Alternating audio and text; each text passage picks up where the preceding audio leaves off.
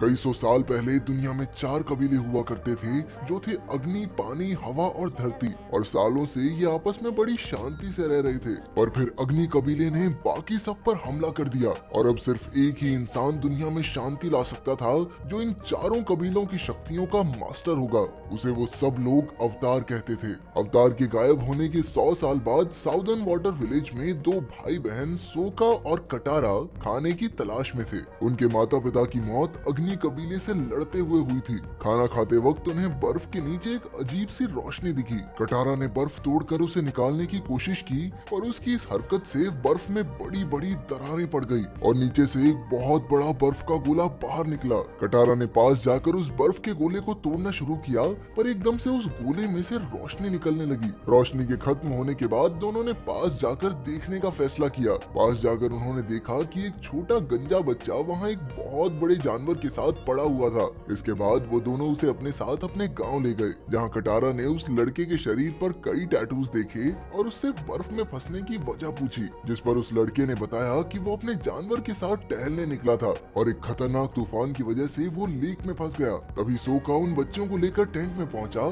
जो अग्नि कबीले के लोगों से बच रहे थे, क्योंकि वो लोग उनके गाँव में घुसकर तबाही मचा रहे थे। असल में वो उस रोशनी को ढूंढ रहे थे जो उस बर्फ के गोले से निकली थी। इसके बाद अग्नि कबीले के लीडर जूको ने सभी बूढ़े व्यक्तियों को बाहर लाने को कहा, जिनमें सोको और कटारा के दादा दादी भी थे। इससे पहले कटारा उन पर हमला करती सोको ने उसे रोक लिया। उधर एक सैनिक उस टेंट में गया जहां वो गंजा लड़का भी बैठा था। उसे उसके कपड़े और शरीर पर बने टैटूज को देखकर शक हुआ और वो उसे सीधा जूको के पास ले आया। उस लड़के ने अपने बदले में बाकी सबको छोड़ने को कहा, जिस पर जूको तुरंत मान गया और वो उसे लेकर वहाँ से चले गए। सोका और कटारा भी ये सब देख रहे थे, लेकिन वो इस बारे में क्या ही करते।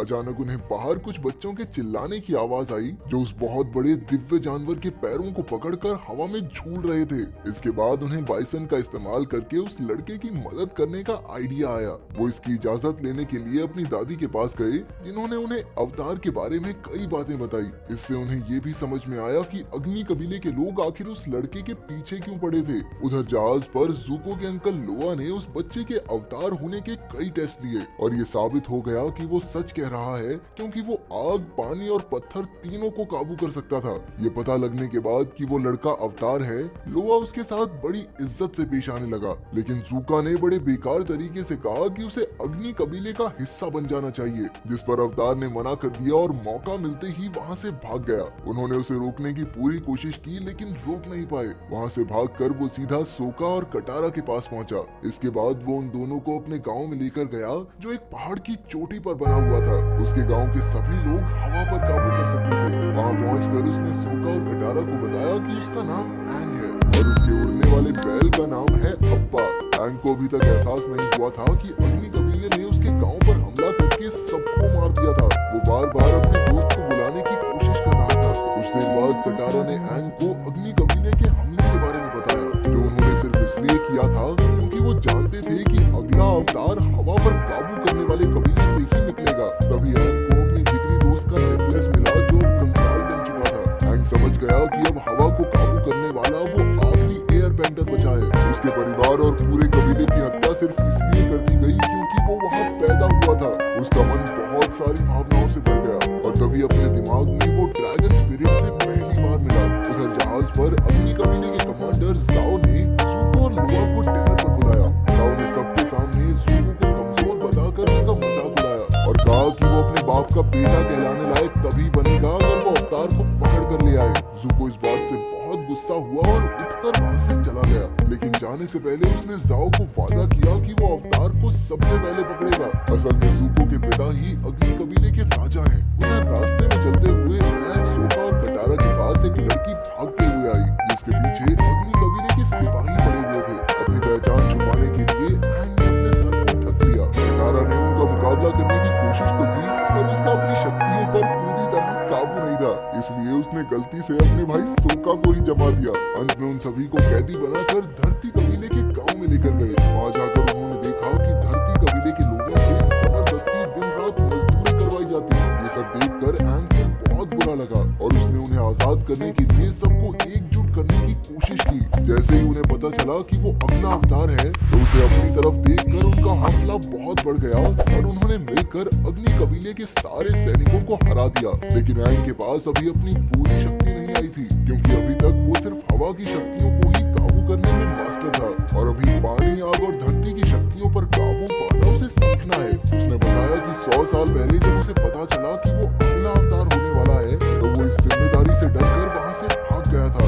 इसीलिए वो अपने मास्टर से बाकी की 3 शक्तियाँ नहीं सीख पाया। उसकी बात सुनकर सोका ने उसे जल्द से जल्द जाकर एक मास्टर ढूंढने की सलाह दी। एंग ने समय बर्बाद न करते हुए अपना मास्टर ढूंढने का सफर शुरू कर दिया। उधर राजा को भी खबर मिल चुकी थी कि धरती कबीले के लोगों की मदद अवतार ने की है। इसके बाद उसने एंग को पकड़ने के लिए प्लान बनाया। उधर जब सोका और कटारा सो रहे थे तो एंग ने अकेले ही आगे बढ़ने का फैसला किया और वो अपने जानवर पर बैठकर निकल गया। हवा के मंदिर पर पहुंचने पर उसे एक गुरु मिले जिन्होंने उसे प्रेम करने का वादा किया और उसे आज तक के सभी अवतारों के पुतले दिखाने ले गए। जब एंग अपने पूर्वजों के पुतले देख रहा था तो उस गुरु ने उससे माफी मांगी, क्योंकि उसने धोखे से एंग को कमांडर जाओ के जाल में फंसा दिया था। एंग को एक कमरे में ले जाकर चेन से बांध दिया गया। एंग ने बंधे हुए अपने मन में ड्रैगन स्पिरिट से बात करने की कोशिश की, जिसने एंग को बताया कि उसे नॉर्थ में पानी कबीले के महल में जाना होगा, क्योंकि वहीं पर वो अपनी पानी की शक्तियों पर काबू पाना सीख सकता है।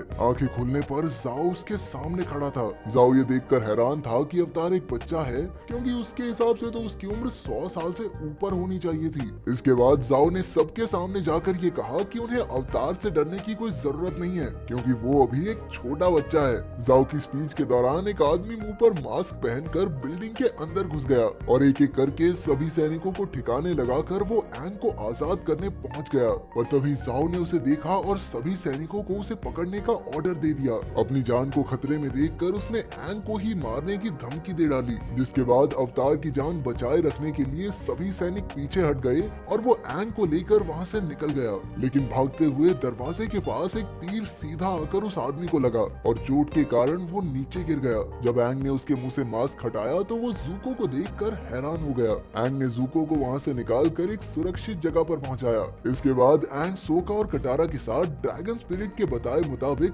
पानी कबीले के महल पर पहुंचा। जैसे ही ये खबर अग्नि कबीले के राजा को मिली तो उसने गुस्से में उन पर हमला करके अवतार को पकड़ने का फैसला किया। उधर महल में पहुंचकर एंग और उसके साथ ही वहां की राजकुमारी यू और शाही परिवार के बाकी लोगों से मिले। एंग ने उन्हें अपनी असली पहचान के साथ साथ ये भी बताया कि वो वहाँ पानी को कंट्रोल करने की ट्रेनिंग लेने आया है, जिस पर यू ने उन्हें वहाँ रुकने और ट्रेनिंग करने की इजाजत दे दी। एंग बहुत ही जल्द पानी पर काबू पाना सीख गया और इधर सोका और यू भी एक दूसरे के काफी अच्छे दोस्त बन गए थे और लग तो कुछ ऐसा रहा था कि शायद वो एक दूसरे से प्यार भी करने लगे हों। उधर अग्नि कबीला अपनी विशाल सेना और लड़ाकू जहाजों के साथ पानी कबीले के महल पर हमला करके उन्हें हराने के लिए पहुंच गया था, लेकिन जूको कमांडर जाओ से पहले अवतार को पकड़ना चाहता था। इसीलिए वो मौका देखकर पानी के नीचे से महल में घुस गया। क्योंकि वहाँ सभी लोग लड़ाई की तैयारी में लगे थे तो वो चुपके से महल में घुसने में कामयाब भी हो गया। इसी बीच उसने एंग को भागते हुए देख लिया।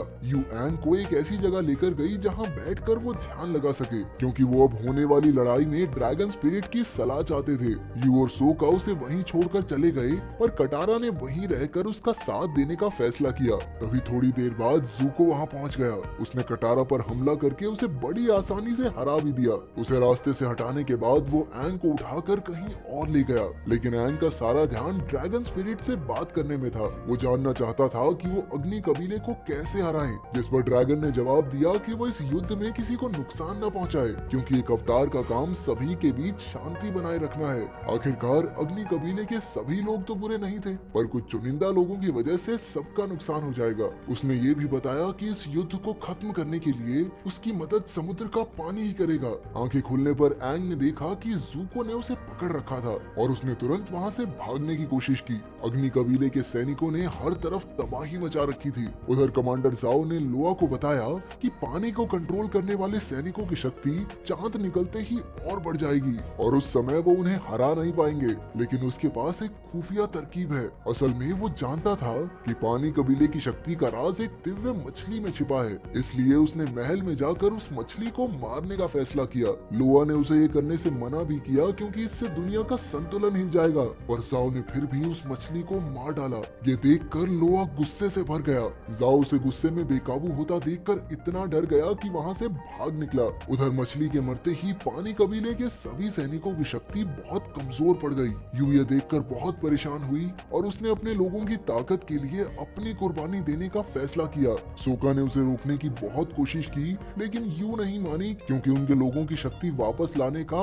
और कोई रास्ता नहीं बचा था। यू के बलिदान देते ही सभी लोगों की शक्तियां वापस आ गई। शक्तियां वापस